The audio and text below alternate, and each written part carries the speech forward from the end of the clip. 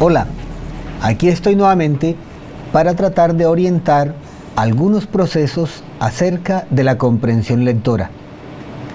Normalmente piensa la mayoría de la gente que el problema de la comprensión lectora ha de dejársele a los docentes de español. Es totalmente falso. Quien más debe colaborar es el profesor de matemáticas. Y veamos por qué. Un estudiante que sepa interpretar, que sepa comprender lo que tiene escrito en el texto, va a tener muchas mayores probabilidades de desarrollar un problema matemático o de cualquier otra índole.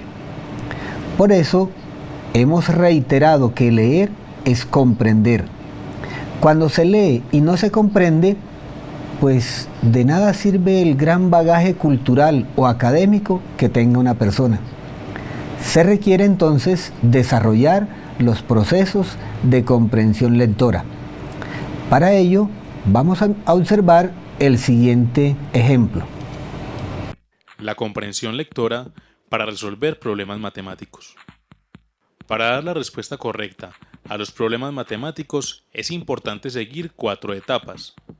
Partiremos del siguiente ejemplo para ilustrar cada una de ellas. Etapa 1. Leer. Consiste en hacer una lectura correcta del problema teniendo presente los diferentes signos de puntuación, comas, puntos, etc. Estos detalles son indispensables para evitar llegar al resultado incorrecto. Ejemplo 1. ¿Cuánto es la mitad de 4 elevado al doble de 3, menos la raíz cúbica de 125? A. 2043. B. 2048. C. 4096. D. 2034. E. 2096. Ejemplo 2. ¿Cuánto es la mitad de 4 elevado al doble de 3 menos la raíz cúbica de 125? A. 59. B. 95. C. 2048. D. 69. E. 13. Etapa 1. Leer. La pregunta que se plantea en cada caso es casi idéntica. Sin embargo, aparece coma después de 4 en el segundo ejemplo, lo cual acarrea cambios radicales en la lectura del enunciado y en la solución del mismo. La herramienta que permite ejecutar de manera correcta esta etapa dice que después de coma detendremos un momento la lectura. Además, debemos pensar de quién estamos hablando. En el ejemplo 1 no hay coma. En la lectura debemos referirnos a la mitad de 4 elevado al doble de 3. En el ejemplo 2 hay coma. En la lectura debemos referirnos a la mitad de 4. Etapa 2. Comprender. Consiste en analizar el enunciado en detalle para pensar en la solución correcta.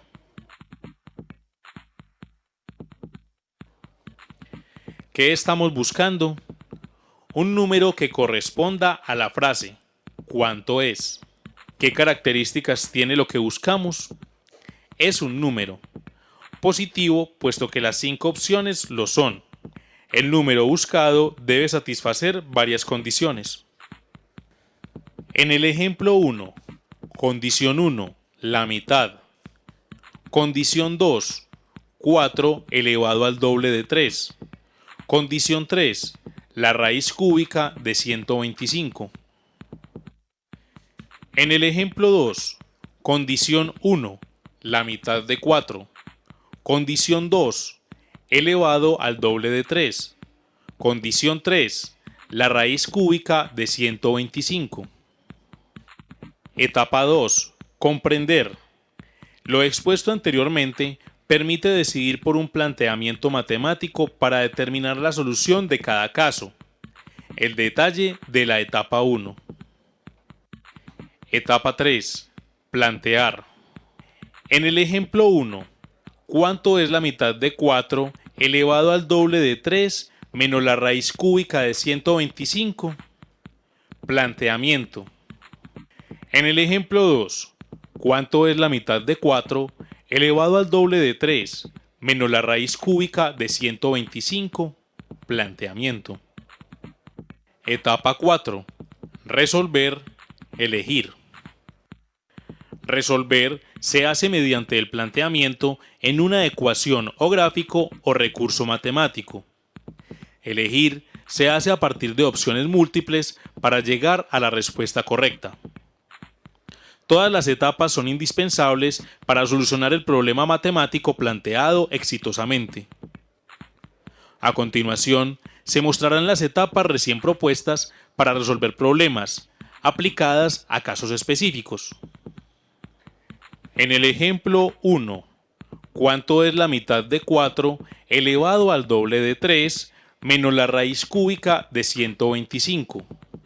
Planteamiento. Igual 4096 dividido 2 menos 5. Igual 2048 menos 5. Igual 2043. En el ejemplo 2, ¿cuánto es la mitad de 4 elevado al doble de 3 menos la raíz cúbica de 125? Planteamiento. Igual 2 elevado a la 6 menos 5. Igual 64 menos 5. Igual 59.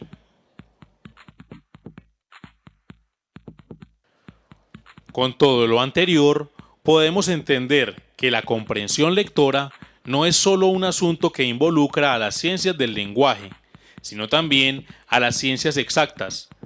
La lectura atenta de los problemas matemáticos requerirá tener en cuenta las reglas y normas gramaticales para la completa comprensión de aquello que nos están preguntando y así llegar a soluciones exitosas.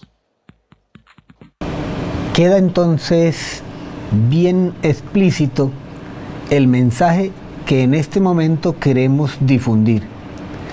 Todo el mundo, todas las áreas del conocimiento requieren un adecuado proceso de comprensión. No solamente las ciencias del lenguaje, todas las áreas académicas, incluso los momentos espontáneos o propuestos en la vida, requieren que las ciencias del lenguaje estén allí presentes, pero sobre todo la comprensión. Ahora, ¿cómo hacemos entonces para desarrollar en nuestros discípulos la comprensión? ¿Cómo hacemos para que ellos vayan al grano, a la idea efectiva, a la idea central? He aquí algunas pistas.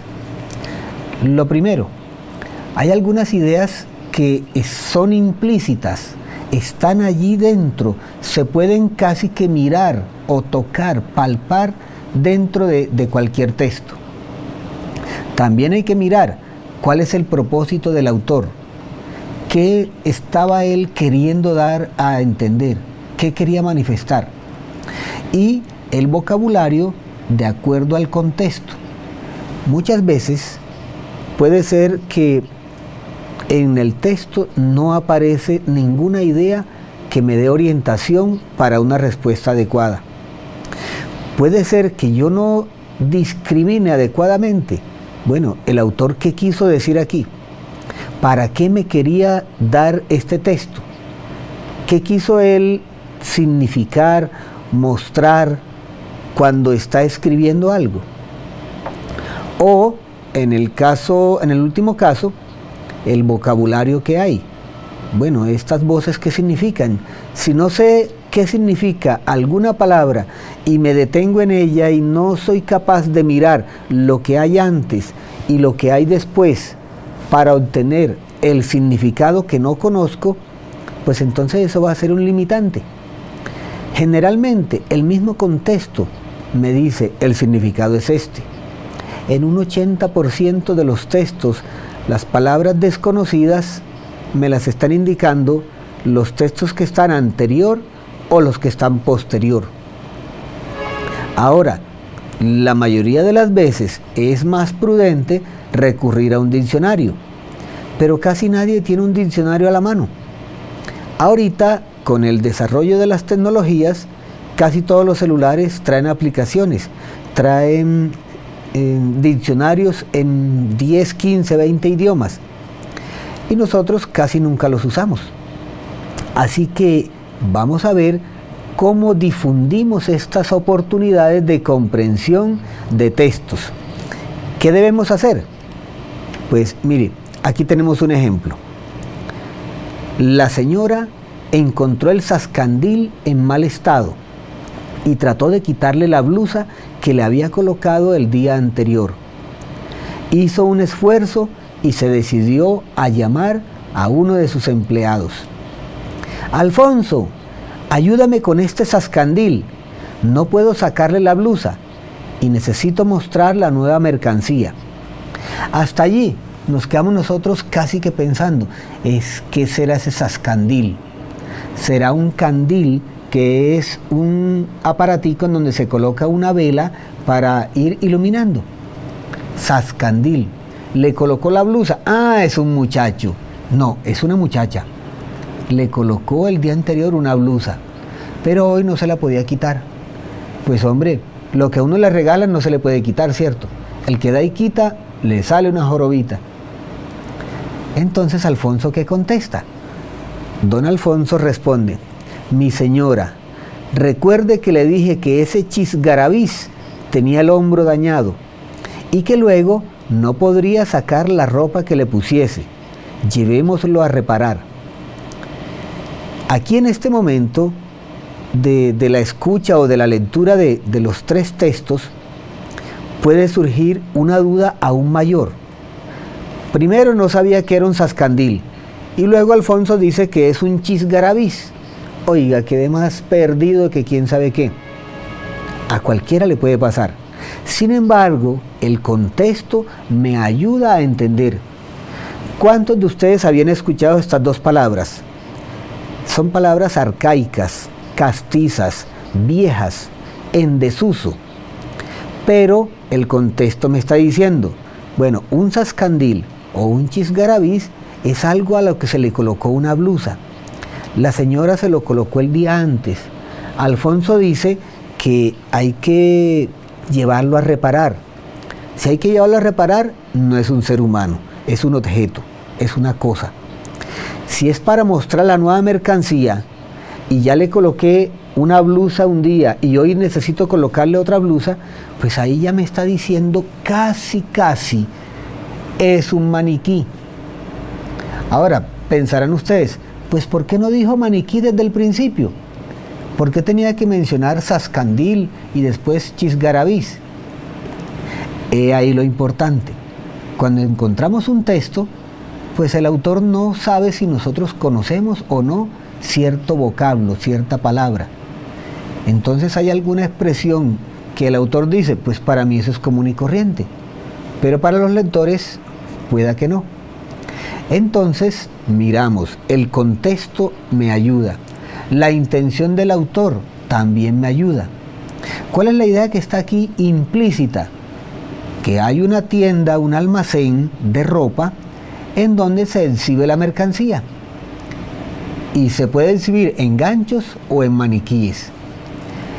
Pues a un gancho es fácil sacarle una blusa, a un maniquí es un tanto incómodo.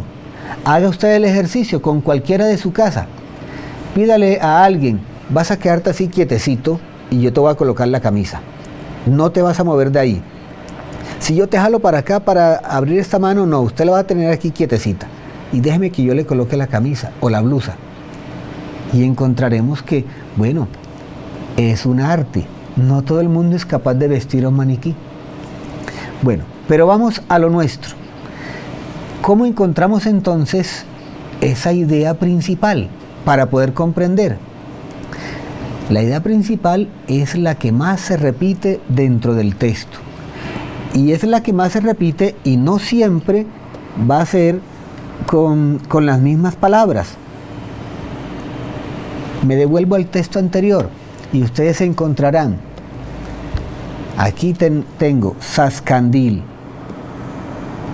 Aquí otra vez. Acá ya me cambiaron a un nuevo vocablo. Aquí me dice, es una blusa. Aquí me dice, tengo una blusa. Y aquí me dice, no le puedo sacar la ropa. Pues allí me están dando unas pistas importantes. Mire, esa es la idea que más se repite. Ahora, puede ser que esa idea esté allí dentro, esté metidita dentro del texto. Entonces, esa será una idea implícita. O puede ser una idea que esté por fuera, que no aparezca directamente relacionada en el texto. Son las ideas que están explícitas. Por ello, pues nosotros podemos encontrar la solución, podemos encontrar cuál es la idea principal, qué es lo fundamental, a qué se están refiriendo. Lo podemos encontrar de varias maneras. Primero, si está en el texto.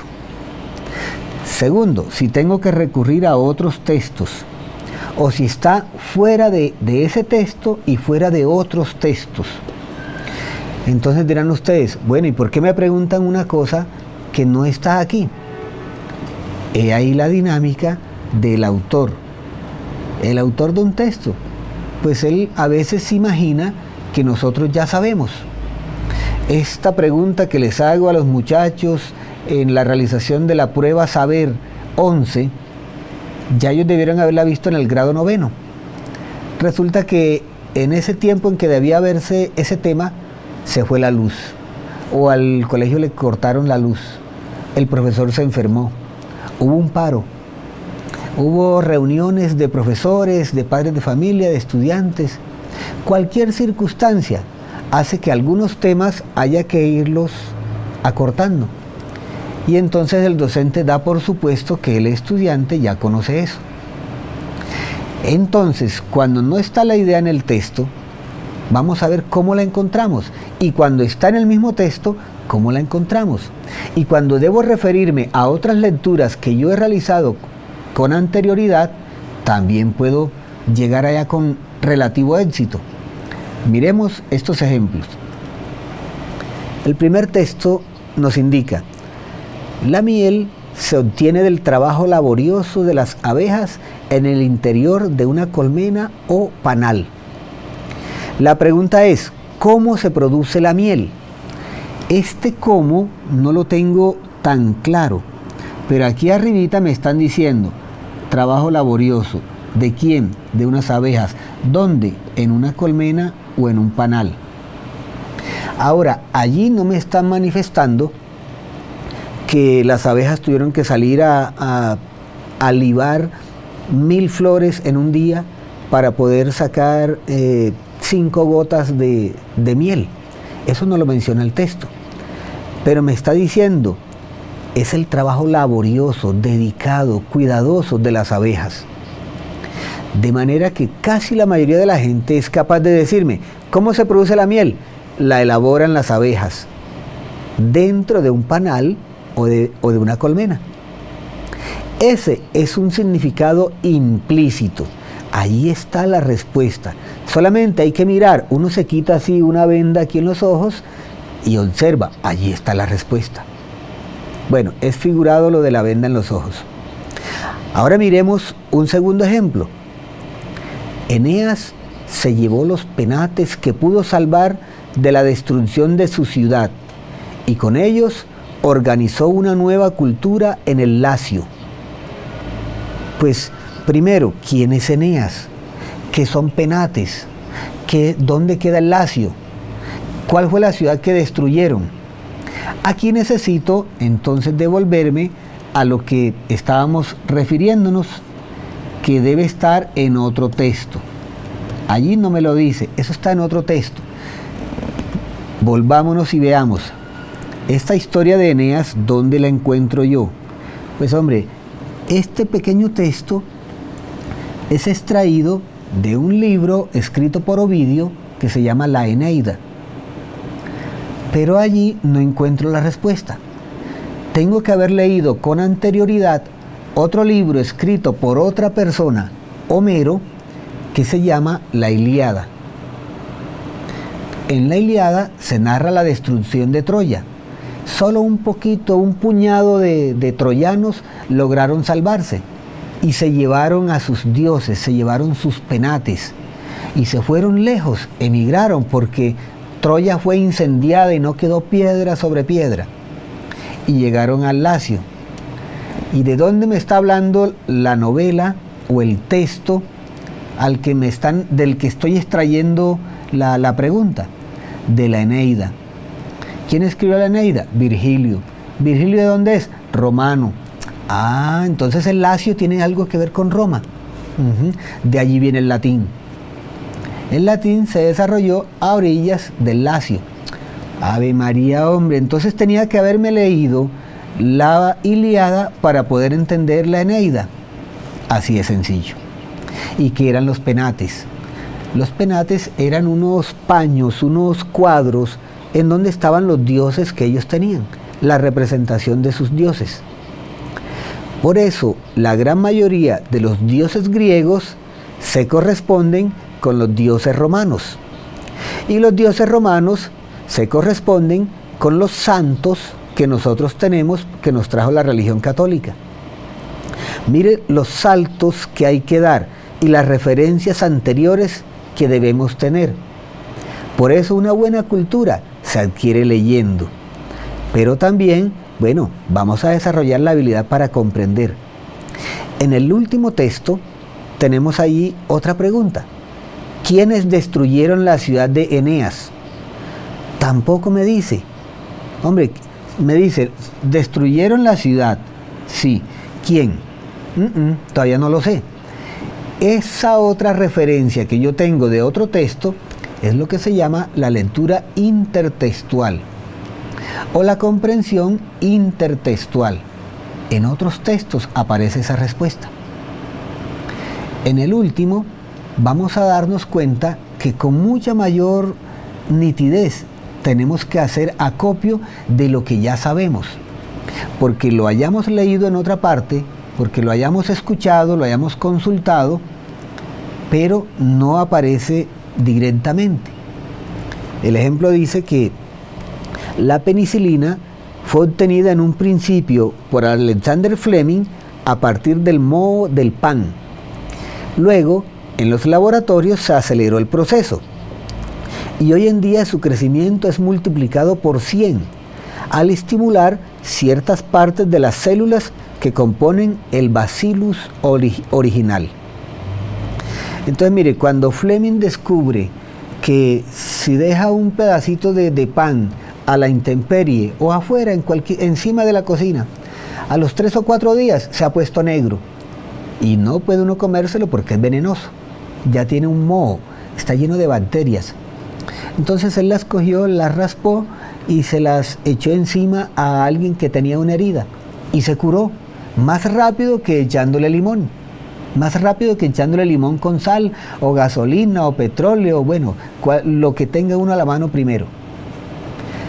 Luego, pues se descubrió, hombre, la penicilina es un antibiótico muy potente, ayuda a combatir las infecciones.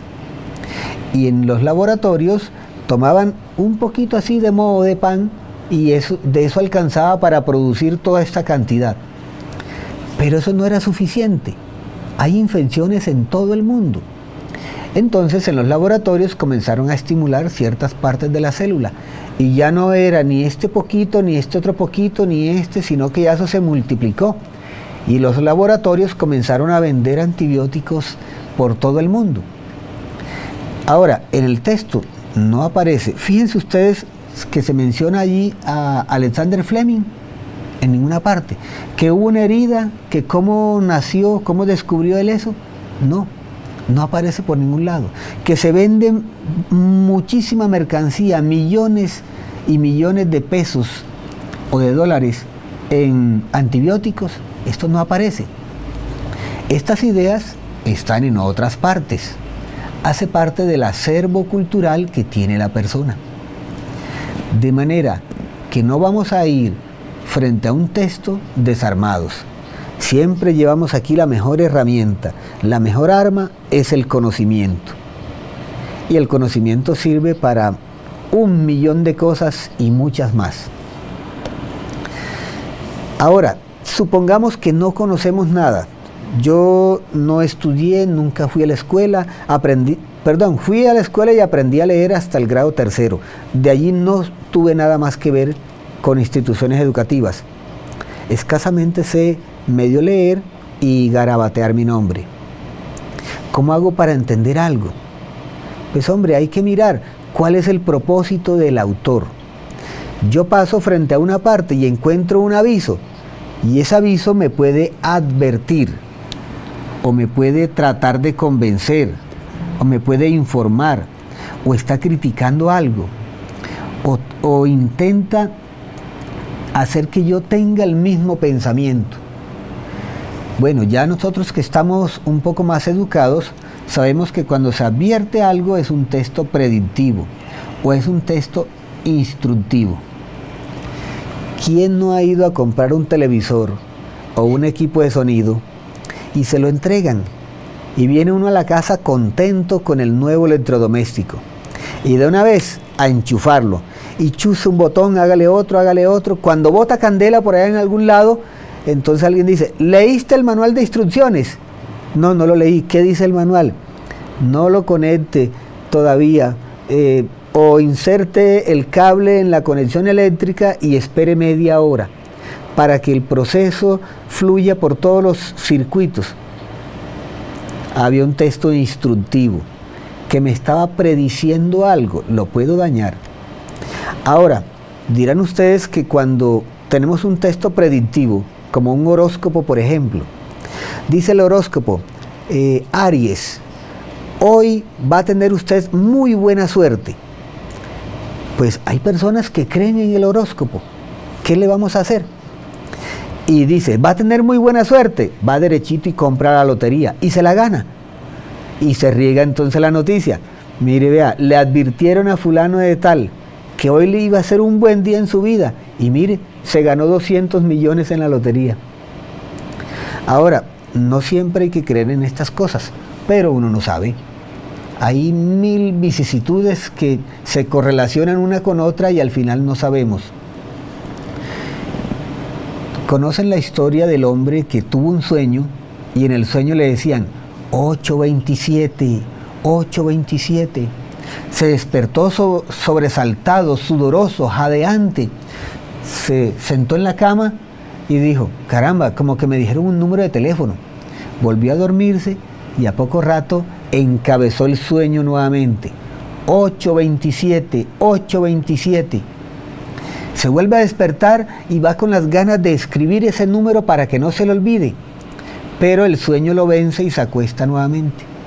Cuando se levanta, no se acuerda del sueño que tuvo.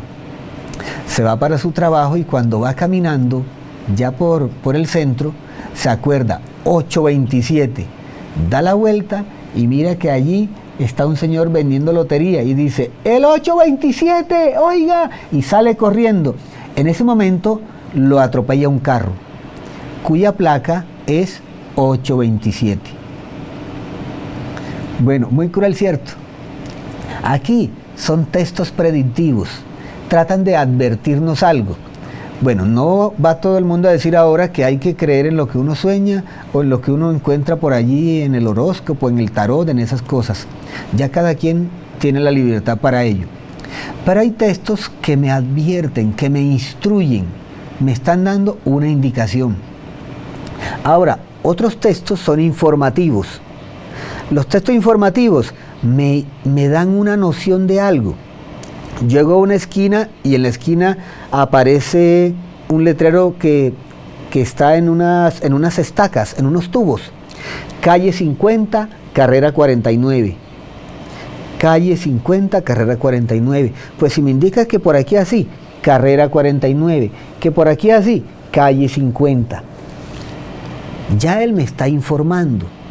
Y si yo sé ubicarme de acuerdo a la nomenclatura, pues es posible que llegue al lugar, a la dirección que estoy buscando. Otros textos me informan, por ejemplo en la prensa.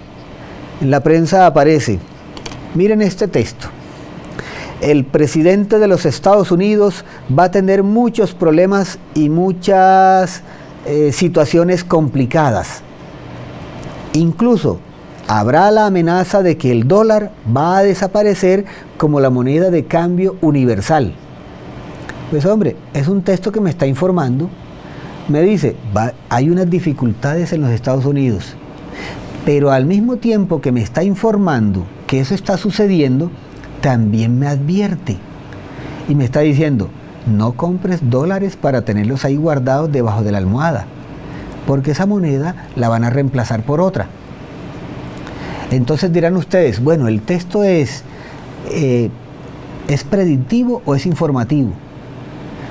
La mayoría de los textos tienen varias capas y funcionan como de advertencia, de información, de crítica, de argumentación, porque ellos no se mantienen en un solo estado.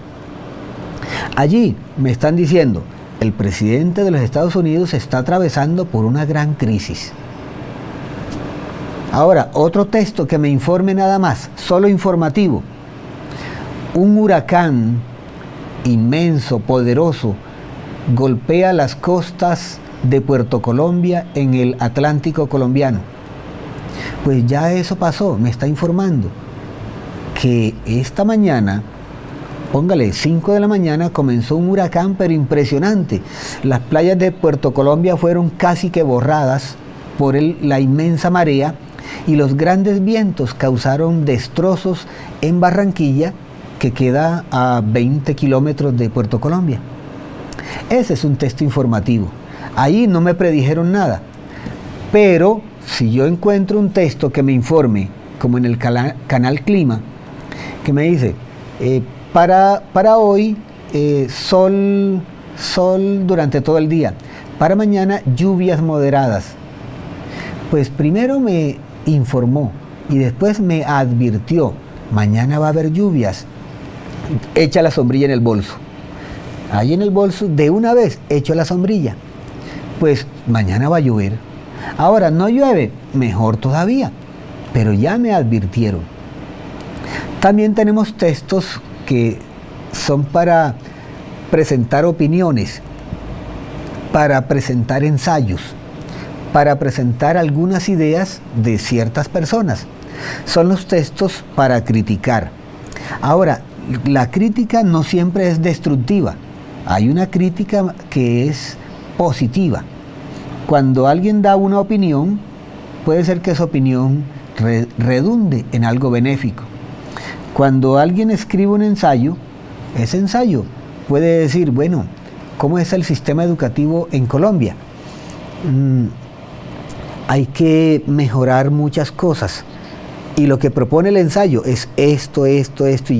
Estas 4 acciones, o 5 o 3. De manera que allí se está intentando adelantarse a la solución de algo. Se hace una crítica, se dice, sí señor, estamos muy mal en educación en nuestro país, pero el remedio aquí está. No se queda solamente en criticar, bueno, ¿y cómo lo solucionamos? ¿Cuál es el proceso para superar esa dificultad? Algunos comentaristas, ya sea por la radio, la televisión o en la prensa, plasman sus opiniones y uno no tiene que estar de acuerdo con todas ellas. Hay opiniones que las leemos y nos causan de inmediato rechazo. Los colombianos, a los docentes colombianos se les debe pagar 10 millones de pesos al mes. No, hombre, rechacemos eso. ¿Cómo se le ocurre? ¿De dónde van a sacar tanta plata? Se va a quebrar este país. No, señor, un maestro no se puede ganar 10 millones de pesos. Bueno, esa fue la opinión de un periodista, de un comentarista, de una presentadora o presentador de televisión. Bueno, en este caso rechazamos la opinión. Ahora, una opinión puede ser también acogida. Para perfeccionar y mejorar la calidad educativa en el país, al maestro se le debe pagar un salario digno, entre 5 y 10 millones de pesos. Habrá personas que la acojan, habrá otras que la rechacen, para otros quedará cierta duda. Pero qué bueno que se propongan opiniones, que se critique y se pretenda intentar una solución. Ahora, usted se imagina que alguien quede muy satisfecho con el sueldo que se gane. Pues hombre, voy a dar el 100% de lo que yo conozco. Es más, voy a dar un poquito más, porque a partir de ahora voy a consultar todas las veces qué puedo hacer, qué puedo llevar para que esto redunde en éxito, en calidad. Puede ser lo contrario. ¿Qué tal esta opinión que aparezca en un periódico de amplia circulación? Se propone que a los docentes se les rebaje el sueldo, ya que los resultados en las pruebas PISA están indicando que ellos son los culpables. ¿Usted qué? ¿Rechaza o acoge? Cualquiera de ellas, pero es una opinión. Y las opiniones a veces hacen ley, a veces sirven para pretender alguna solución. Bien, y tenemos los textos que pretenden convencernos.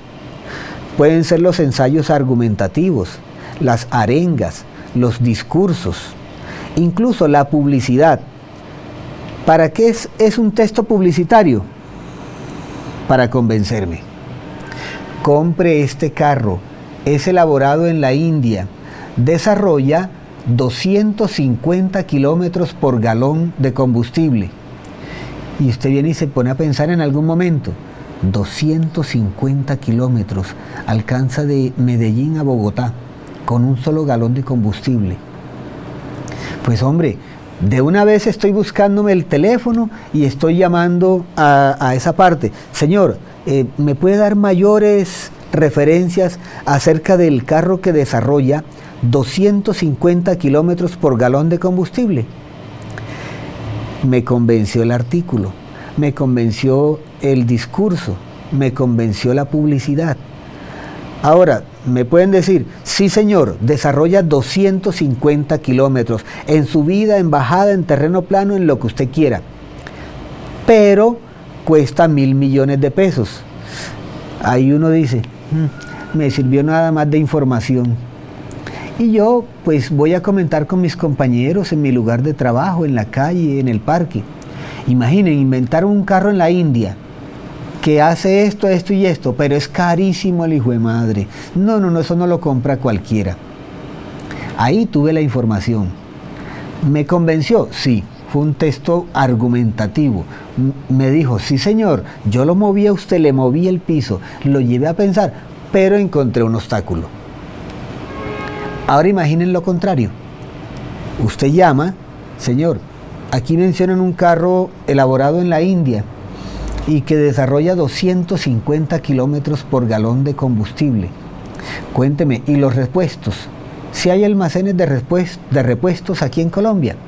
Sí, Ave María, hombre, mire, tenemos en Bogotá, en Medellín, en Cartagena, en Barranquilla, en Bucaramanga, Ah, sí señor. Listo, ¿y cuánto cuesta el carro? Cuesta 45 millones de pesos. ¿45? ¿Y de verdad que desarrolla eso? Sí señor. Venga, acérquese aquí a nuestras oficinas, le damos un carro de prueba, usted anota en el velocímetro, en el tacómetro, anota cuántos kilómetros lleva.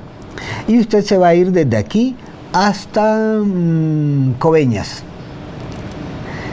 Y va a contar los kilómetros que se gasta.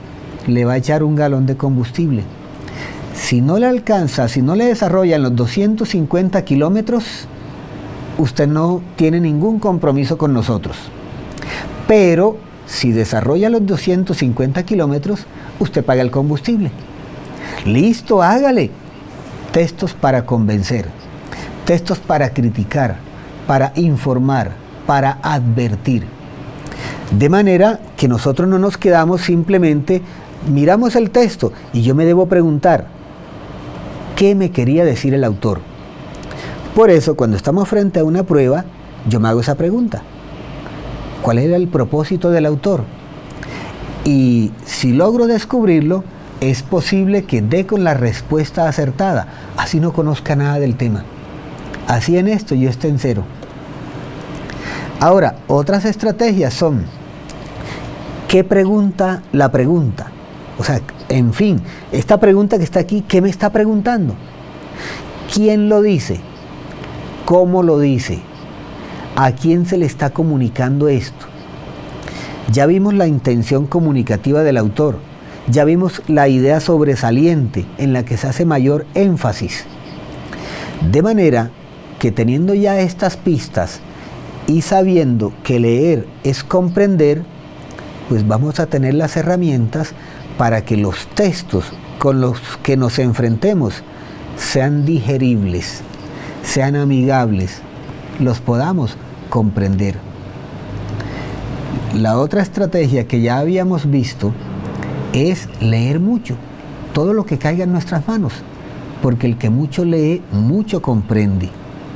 ¿Por qué? Porque estamos ejercitándonos, estamos constantemente exigiéndole a nuestro intelecto que analice, que cuestione, que busque, que comprenda, que conozca. Ahora, si no tenemos ese hábito lector, se nos hace un poquito más difícil, pero aquí ya les hemos presentado muchas pistas para que usted, sus discípulos y cualquier persona sea capaz de comprender casi que cualquier texto que se atraviese en sus manos. De manera tal que aquí queda la invitación latente, permanente. Leer es comprender. Leer es comprender. Leer es comprender.